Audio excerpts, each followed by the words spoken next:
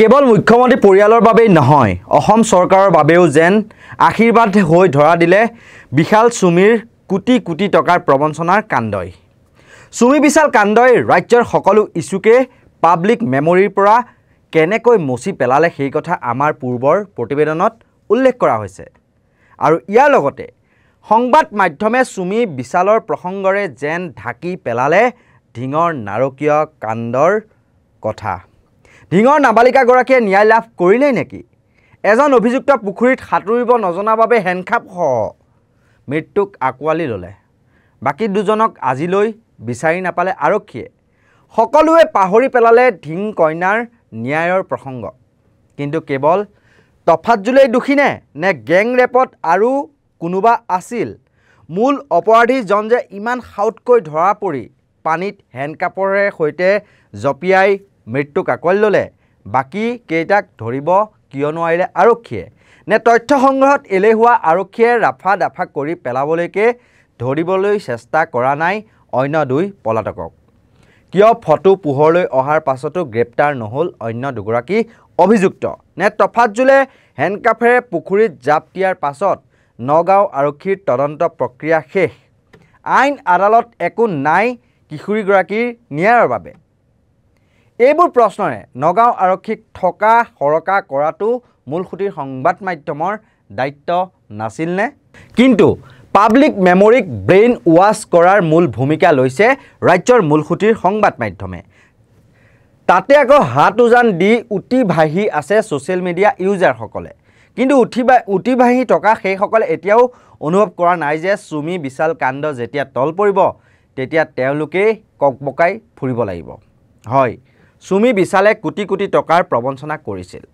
চৰ্চা চলিছে তেওঁলোকৰ তাত ধন বিনিয়োগ কৰা লোকসকল সাধাৰণ লোক নহয়। কিছুমানে ক'লা ধন বগা কৰিবলৈ সেই ট্ৰেডিঙৰ আশ্ৰয় লৈছিল। চৰ্চা চলামতে ডিব্ৰুগড়ৰ একাংশ চিকিৎসকৰ পৰা আৰম্ভ কৰি ৰাজ্যৰ বিনোদন জগতৰ প্ৰভাৱশালী ব্যক্তিও আছে ৰাজনৈতিক ক্ষেত্ৰৰ ব্যক্তিও।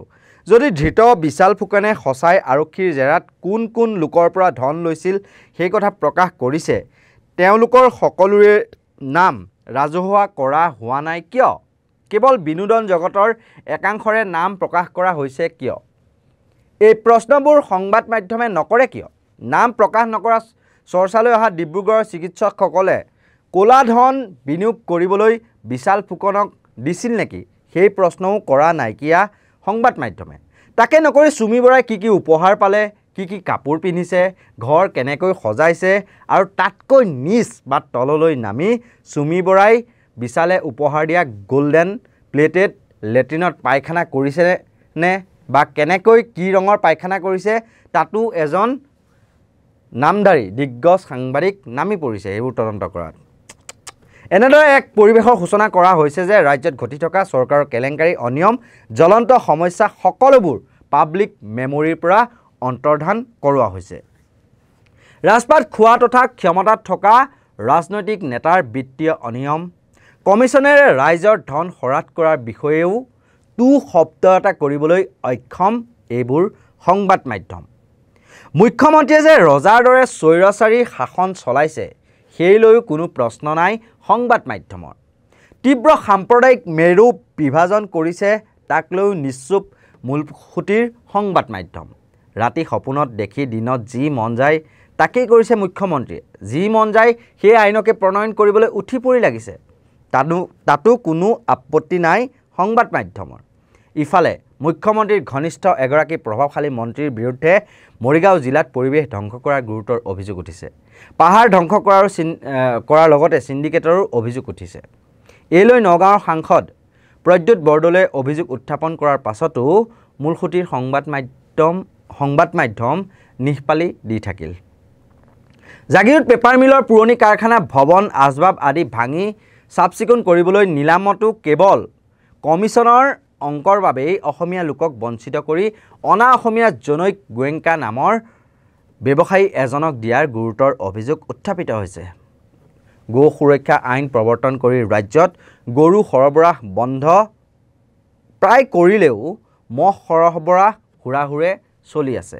এই মহ সৰবৰাহ কাৰ ছত্ৰছায়াত চলি আছে কোন প্ৰভাৱশালী মন্ত্ৰীয়ে এই সিন্ডিকেটৰ কমিশ্যন পাইছে এইবোৰ প্ৰশ্ন কৰিবলৈ সাহসে কুলোৱা নাই ভয়াতুৰ মূলসুঁতিৰ সংবাদ মাধ্যমক চুমি বৰাৰ পিছতে চেলাপেটি জোকে লাগি ধৰাৰ দৰে লাগি ফুৰিছে তেওঁলোক অৰ্থাৎ পাব্লিক মেমৰিত চুমি বৰাক প্ৰতিষ্ঠা কৰি এই গুৰুতৰ প্ৰশ্নবোৰ অন্তৰ্ধান কৰিবলৈ তেওঁলোক উঠি পৰি লাগিছে এতিয়া সংবাদ মাধ্যম নহয় যেন মিমাৰৰ পেজহে কোনোবাই ব্যক্তিগতভাৱে আনন্দ ফুৰ্তিত কিবা এটা জমনি কৰিছে সেয়া বেলেগ কথা কিন্তু চুমিয়ে কেনেকুৱা অভিনয় কৰিছিল কেনেকৈ দুখ কৰিছিল কি গীতত নাচিছিল বিশালে কেনেকুৱা গীত গাইছিল এইবোৰক লৈ মিম বনোৱাৰ প্ৰতিযোগিতাত যেন নামি পৰিল একাংশ মূলসুঁতিৰ সংবাদ মাধ্যম আলোচনা হ'ব লাগিছিল কি আৰু হৈ আছে কি এই সন্দৰ্ভত চলচ্চিত্ৰ প্ৰযোজক তথা পৰিচালক জোনমণি দেৱী খাউণ্ডে ফেচবুকত লিখিছে আকৌ এইদৰে প্ৰসংগ হ'ব লাগে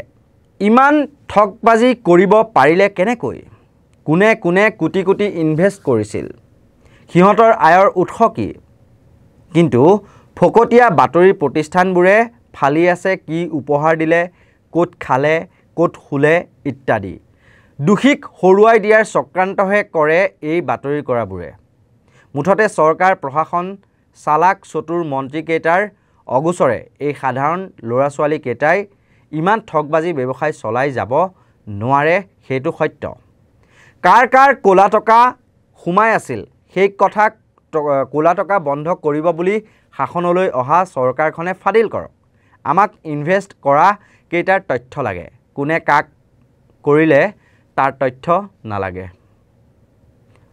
আৰু এনেকুৱা ধৰণৰ সত্য নিৰপেক্ষ তথ্য সমৃদ্ধ যিসমূহ বিশ্লেষণ তাৰ বাবে আপোনালোকে চাই থাকক নৰ্থ ইষ্ট নাও আৰু যদি আপোনালোকে ভিডিঅ'টো চাই ভাল পালে তেতিয়াহ'লে শ্বেয়াৰ কৰি দিব আৰু এই ভিডিঅ'টো চাই কেনে পালে সেয়া কমেণ্ট বক্সত জনাবলৈ নাপাহৰিব যদি আপোনালোকে এই ভিডিঅ'টো ইউটিউবত চাই আছে তেতিয়াহ'লে আমাৰ যেটো নৰ্থ ইষ্ট নাও ইউটিউব চেনেল সেইটো আপোনালোকে সাবস্ক্ৰাইব কৰি দিব আৰু যদি আপোনালোকে ফেচবুকত চাই আছে তেতিয়াহ'লে নৰ্থ ইষ্ট নাও ভিডিঅ' আৰু এনি নাও নিউজ যি দুটা ফেচবুক পেজ সেই দুটা আপোনালোকে লাইক কৰি দিব ফলো কৰি দিব চাই থাকিব নৰ্থ ইষ্ট নাও ধন্যবাদ